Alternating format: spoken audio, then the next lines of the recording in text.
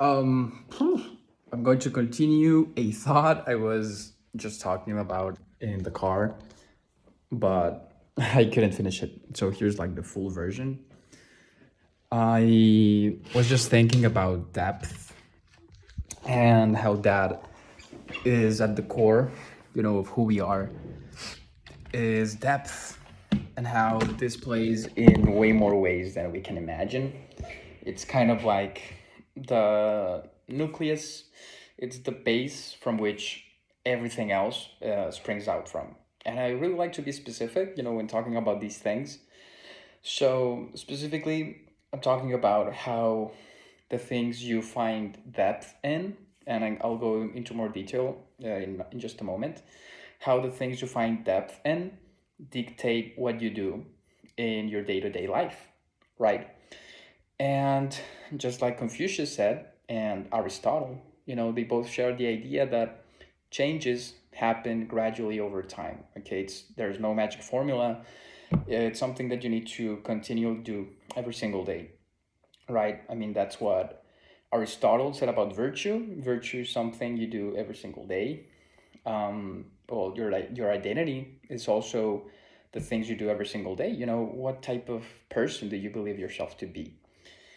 So, at the core of all these things lies depth. But what is depth? Well, when I talk about depth, I'm talking about the soul's longing for more, okay, for exploration, for higher purpose. Okay, in Maslow's hierarchy of needs, the little pyramid, at the very top, the most fine, the most refined need that we have is self fulfillment, which many people have given many interpretations.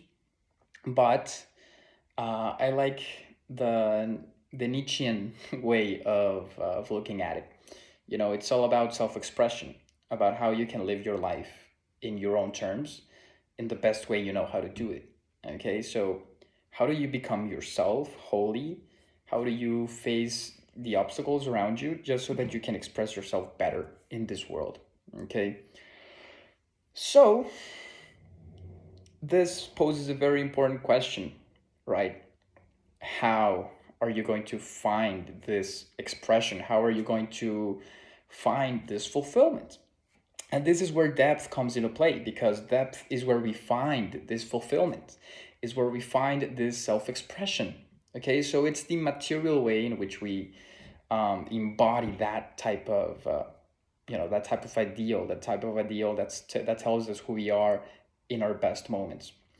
So where you find your depth is going to dictate where you find your fulfillment. Okay, so we're okay on that point.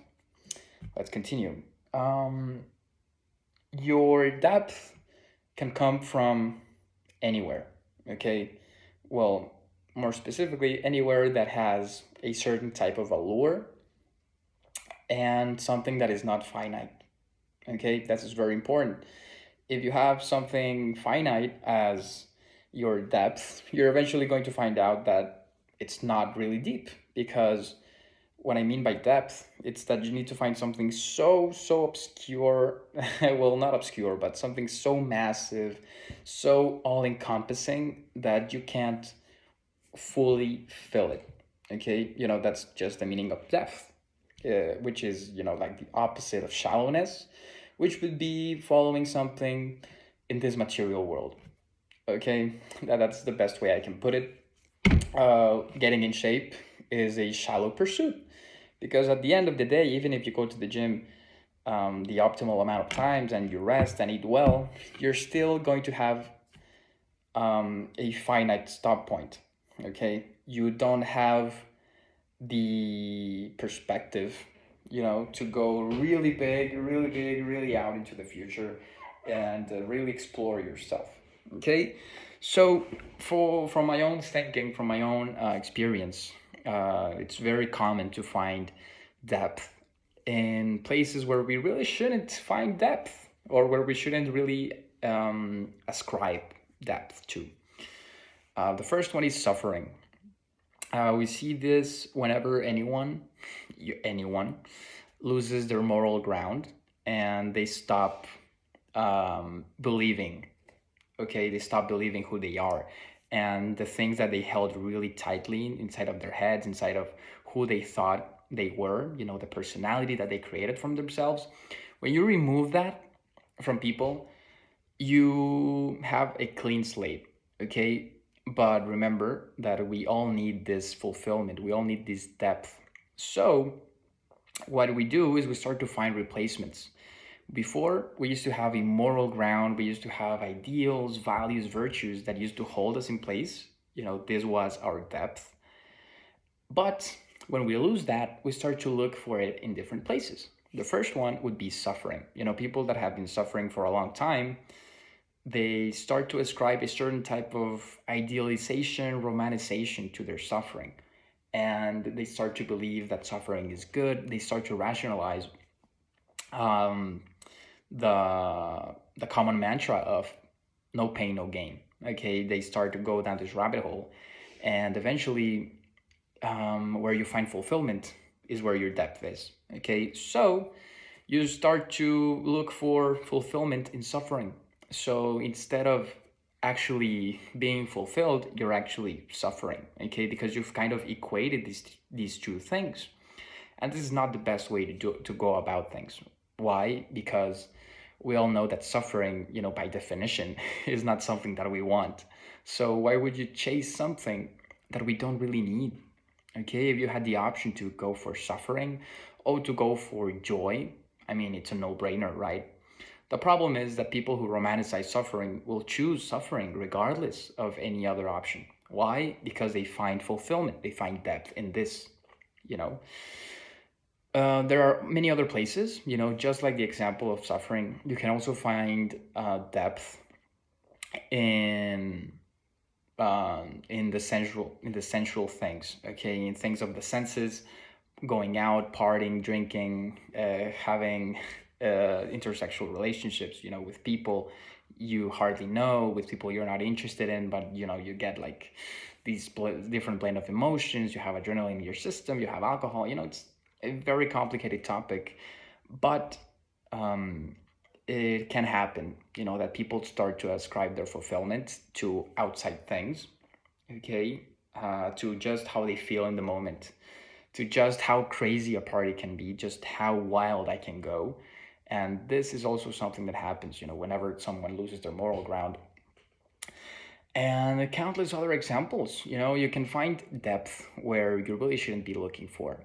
In these two examples, I talk about suffering and about sensual pleasure, sensual world.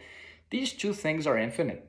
Okay, you can always suffer. You can always suffer more. You can always have more sensual experiences. But at the core of these things, you're gonna find that they are not truly profound. It's just the same reenactment of the same thing over and over and over.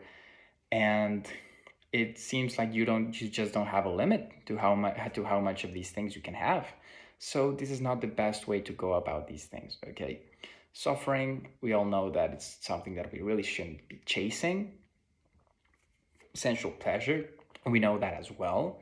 All of these things are perhaps deep, when you first look at them, but they are quite shallow when you experience them. You can't, there aren't a million types of suffering, there's just one. There aren't a million types of bodily sensations, there's just one mechanism that connects them all.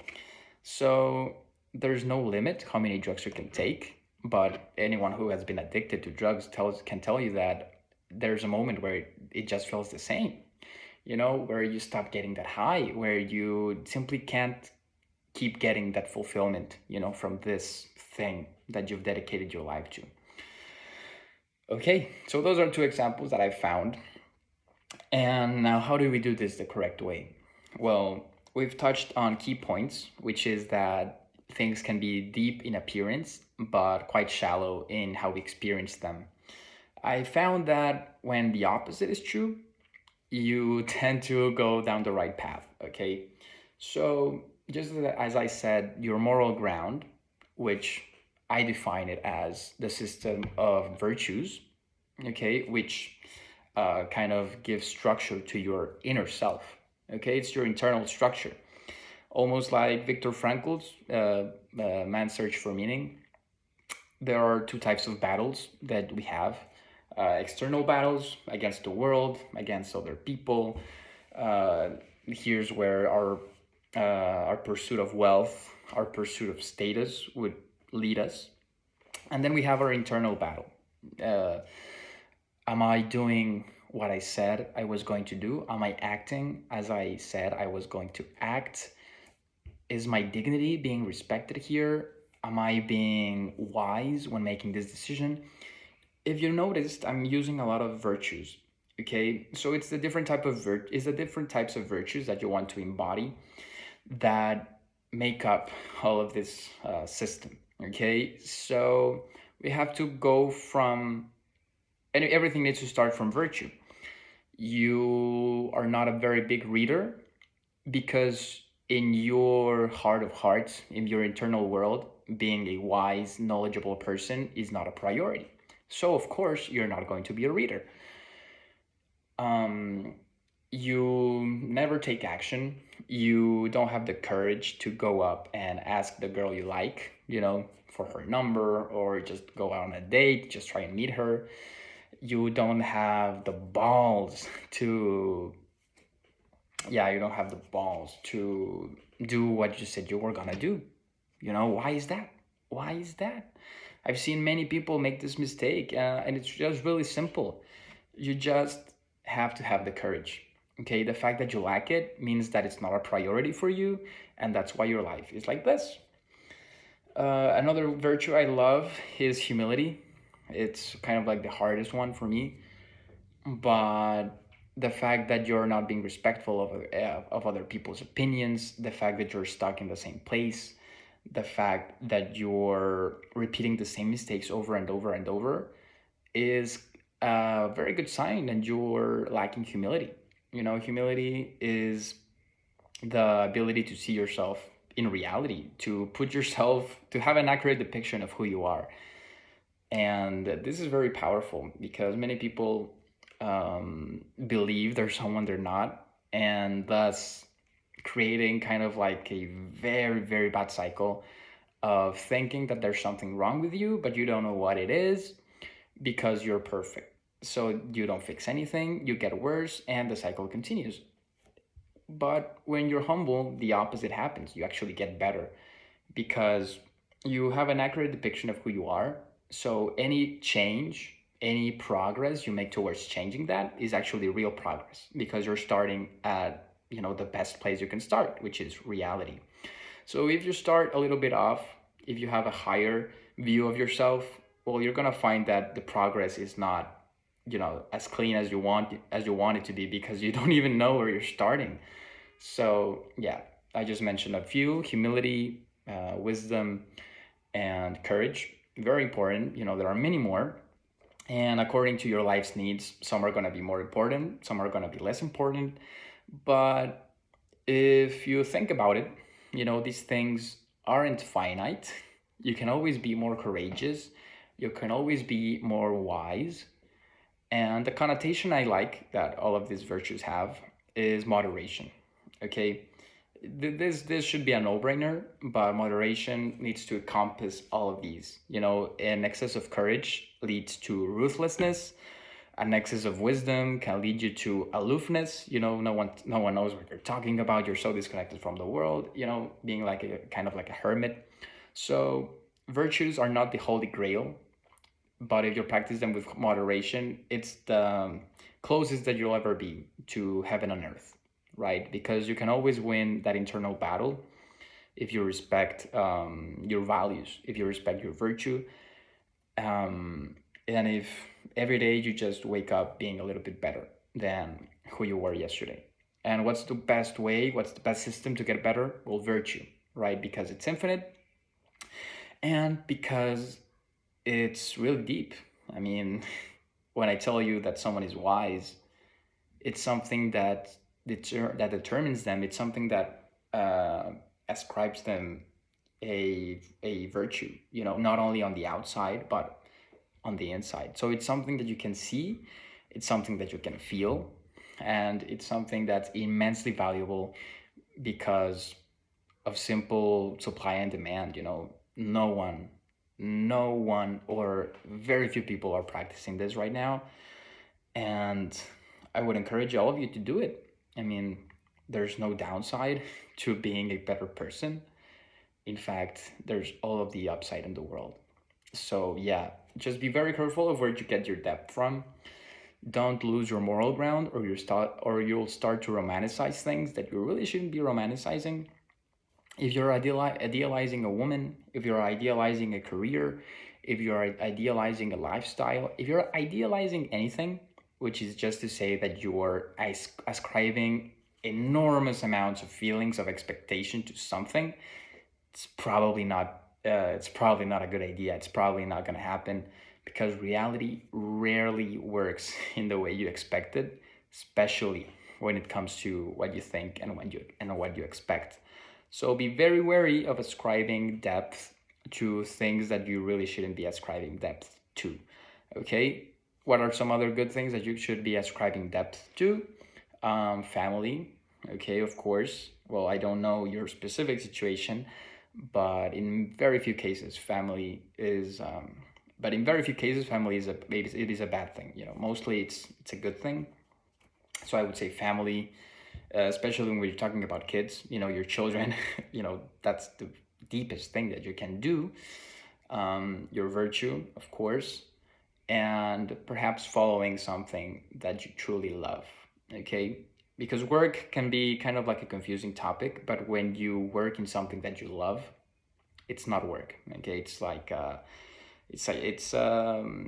just something you do. Why? Because you are attracted to it. Okay, there are some nuance to that. Okay, don't just go to what you love. You also have to take into considerations other things, and love will come later. But especially when it comes to life projects and what you want to dedicate your life to, that can be also very deep. Okay, so I just talked about love. Love can be very deep. I talked about virtue. This would be your inner structure. That can be very deep too. We talked about your life's purpose, what you want to accomplish in your life. We could say career, but as long as it's something you that you want to do. Okay, because if you don't want to do it, you're gonna half-ass it, and the world doesn't need any more mediocre people. We need people that actually want to do what they're doing. Okay, so your career, your virtue, and your love, that's where family, romance, and friends goes in. And I would say that happiness is just going to be the direct result of that. Okay, of just finding depth in many different places in your life.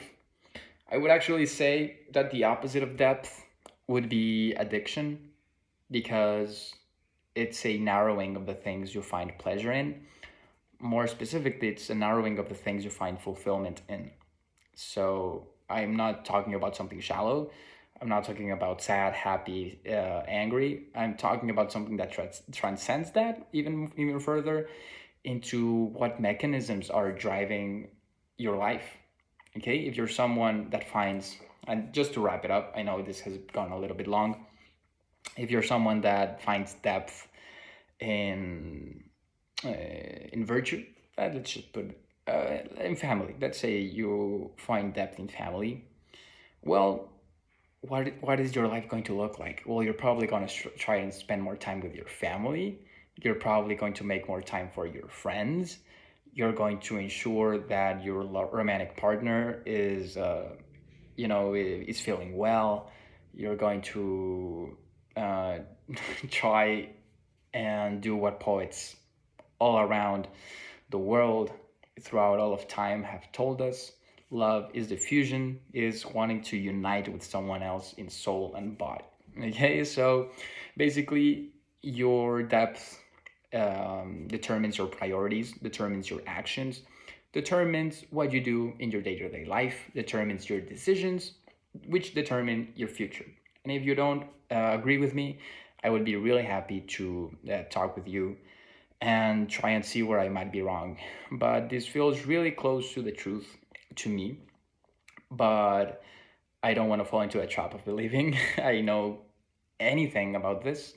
But I think it was quite a logical conclusion and something that many people could find value in. So, if anyone I care about is watching this, I love you. And yeah, I just do this as kind of like a log for my future anything, my future kids, grandkids, grandkids, maybe great grandkids, and just anyone that wants to change their life for the better. I think that we could use that. Thank you.